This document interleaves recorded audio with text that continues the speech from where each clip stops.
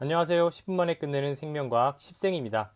이번 영상에서는 1단원의 두 번째 내용인 생명과학의 특성에 대해서 알아보겠습니다. 생명과학의 특성 첫 번째 내용은 생명과학의 통합적 특성입니다. 생명과학이라는 학문이 어떠한 특징을 가지고 있는지 살펴보겠습니다.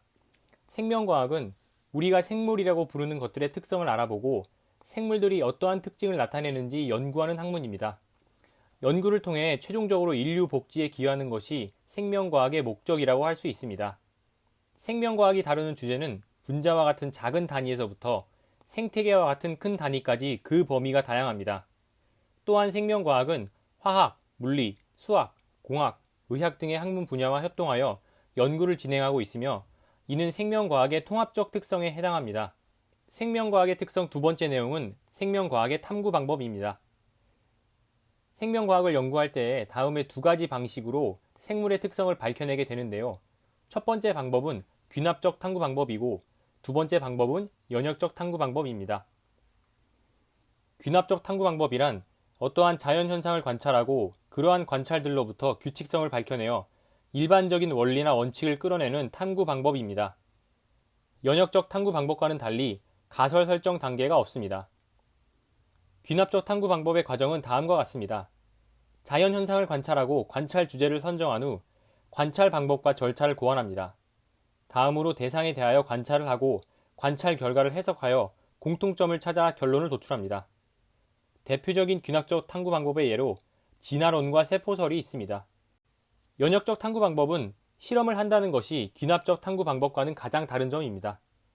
자연 현상을 관찰하고 의문에 대한 답을 찾기 위해 가설을 설정하고 실험적으로 검증해내는 특징이 있습니다. 연역적 탐구 방법의 단계는 다음과 같습니다. 자연 현상을 관찰하여 문제를 인식하고 가설을 세웁니다. 가설을 검증하기 위해 탐구 설계를 하고 실험을 진행합니다. 탐구 결과를 해석하고 정리하고 분석합니다. 가설과 탐구 결과가 일치한다면 결론을 내립니다. 하지만 탐구 결과와 가설이 일치하지 않는다면 다시 가설 설정 단계로 가서 가설을 수정하고 실험을 다시 진행합니다. 탐구 설계 및 수행 단계를 조금 더 자세히 알아볼 필요가 있습니다. 탐구를 수행할 때 반드시 대조군과 실험군을 설정하는 대조 실험을 해야 합니다. 대조군은 실험군과 비교하기 위해 아무런 조작을 하지 않은 집단을 의미합니다. 실험군은 가설을 검증하기 위해 의도적으로 어떤 요인을 변화시킨 집단입니다. 대조 실험을 할 때 변인을 설정해야 하는데 변인은 독립 변인과 종속 변인이 있습니다. 종속 변인은 실험의 결과라고 생각하시면 되고 독립 변인은 조작 변인과 통제 변인으로 나뉩니다. 조작 변인은 대조군과 달리 실험군에서 의도적으로 변화시키는 변인이고 통제 변인은 대조군과 실험군 모두 일정하게 유지하는 변인입니다. 변인을 조금 더 쉽게 이해하기 위해 플레밍이 페니실린을 발견한 실험 과정을 살펴보겠습니다. 플레밍은 세균을 배양하는 배양 접시에 푸른 곰팡이가 생긴 것을 관찰하고 푸른 곰팡이 주위에는 세균이 증식하지 않는다는 사실을 알게 되었습니다.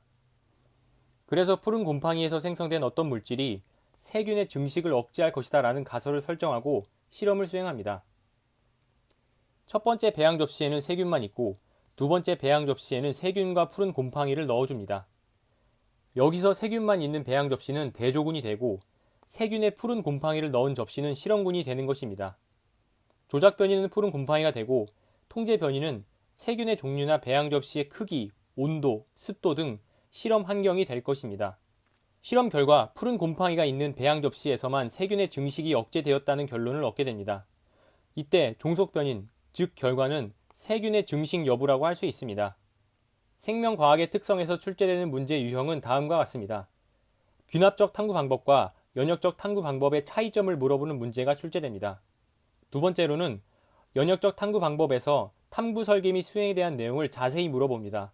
대조 실험, 변인 등 모든 내용에 대해서 출제될 수 있으므로 개념을 확실하게 이해한 상태에서 다양한 유형의 문제들을 풀어보아야 합니다.